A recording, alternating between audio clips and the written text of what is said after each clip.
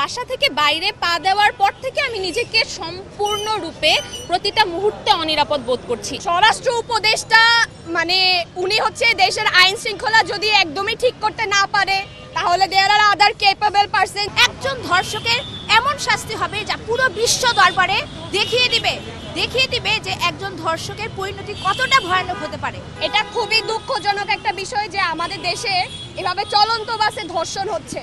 নারীরা এখন অনেক ভয় পাচ্ছে।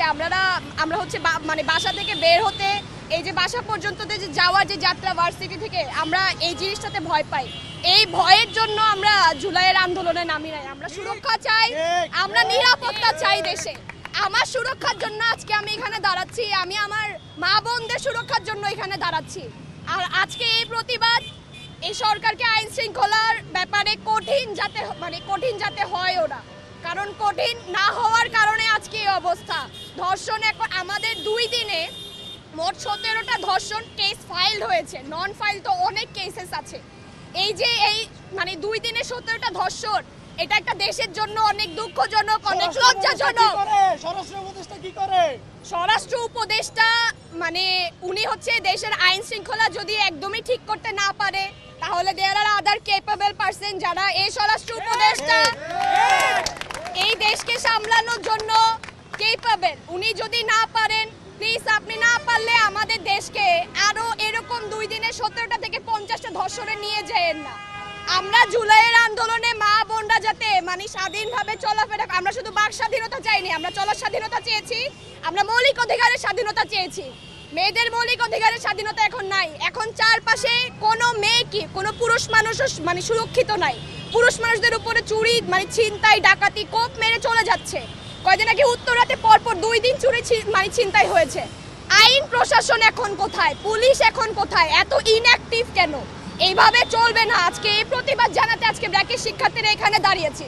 আমার সকাল 8টায় ক্লাস ছিল, আমি ভোর 7টা বাজে বের হয়েছি এবং বাসা থেকে বাইরে পা দেওয়ার পর থেকে আমি নিজেকে সম্পূর্ণরূপে প্রতিটা মুহূর্তে অনিরাপদ বোধ করছি। এটার কোনো নিশ্চয়তা নাই যে এখন বাংলাদেশের যে পরিস্থিতি, এটা সম্পূর্ণরূপে আনস্টেবল। তো আমাদের কোনো একটা মানুষ যারা এখানে উপস্থিত আছেন কেউ বলতে পারবে না যে আমি নিরাপদে বাসায় সুস্থভাবে ফিরে যেতে পারবো।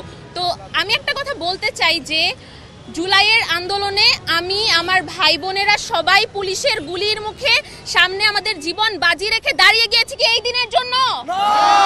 আমরা কি আমাদের জীবনকে বাজি রেখেছি যেন একটা স্বৈরাচার সরকারের পতন হোক, একটা ভালো সরকার আসুক? আমাদের দাবি পুরো ব্র্যাক ইউনিভার্সিটির পক্ষ থেকে, এবং আমি বিশ্বাস করি পুরো বাংলাদেশের সকল মানুষের পক্ষ থেকে, আমরা শুধু এটাই চাই, দেশের যেন একটি অস্থিতিশীল রাজনৈতিক অবস্থা থেকে আমরা দূর হয়ে আসি এবং আমরা একটা নিরাপদ জীবন যাপন করতে পারি। আমরা কখনোই চাইনি আজ এখানে দাঁড়িয়ে আন্দোলন করতে আমাদের নারী নিরাপত্তা পাওয়ার জন্য।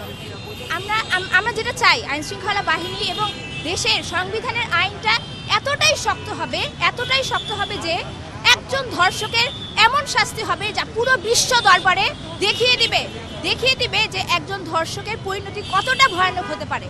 আমি চাই বাংলাদেশের সংবিধানকে পুনর্চিন্তা ভাবনা করা হোক, যাতে এই ধর্ষকদের বিরুদ্ধে এমন কঠিন সাজা প্রদান করা হোক, যারা পুরুষ আছেন, যারা কুরুচিপূর্ণ চিন্তা ভাবনা করছে নারীদেরকে নিয়ে, তারা 100 বার চিন্তা করে যে একজন নারী কতটা শ্রদ্ধার পাত্র। তাই আমি চাই অন্যায়ের বিরুদ্ধে রুখে দাঁড়াতে এবং আইন শৃঙ্খলা বাহিনীকে অনুরোধ করতে চাই, তাদেরও মা বোন আছেন, আমরাও তাদের মা বোনের মতোই। তারা আমাদের সুরক্ষাটা দেখলে আমরা তাদের উপর বিশ্বাসটা রাখতে পারবো, যে বিশ্বাসটা তারা হারিয়েছিল 5 আগস্টের পরে। তাই আমি চাই আইন শৃঙ্খলা বাহিনী এবার অনেক বেশি শক্ত হোক এবং নারীদের নিরাপত্তা নিশ্চিত করুক।